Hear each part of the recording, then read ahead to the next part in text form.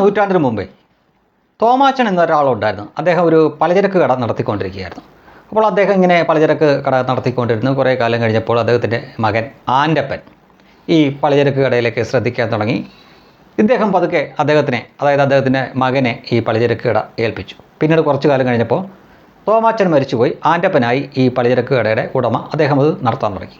കുറേ വർഷങ്ങൾ കഴിഞ്ഞപ്പോൾ ഈ ആൻ്റപ്പനൊരു മകനുണ്ടായി, ജിൻഡോപ്പൻ. അപ്പോൾ ജിൻഡോപ്പൻ ജനിച്ചു ഓർമ്മ വെച്ച നാൾ മുതൽ ജിൻഡോപ്പൻ കേൾക്കുന്ന കഥകൾ തൻ്റെ അച്ഛനും മുത്തച്ഛനുമൊക്കെ പലചരക്ക് കട ഉണ്ടായിരുന്നു, അല്ലെങ്കിൽ അവർ നടത്തിയ ഈ പലചരക്ക് കടയുടെ കഥകളും മറ്റുമൊക്കെയാണ്.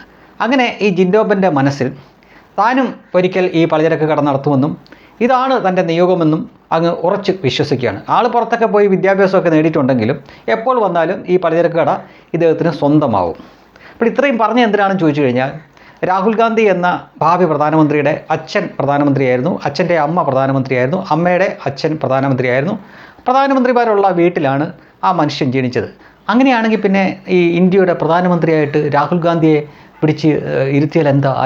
നരേന്ദ്രമോദിയോട് ഇറങ്ങിപ്പോവാൻ പറയണം. കാരണം അദ്ദേഹം പലപ്പോഴും പല പ്രസംഗത്തിലും ഇതുപോലുള്ള ഓരോ കഥകൾ ഉദാഹരിക്കാറുണ്ട്.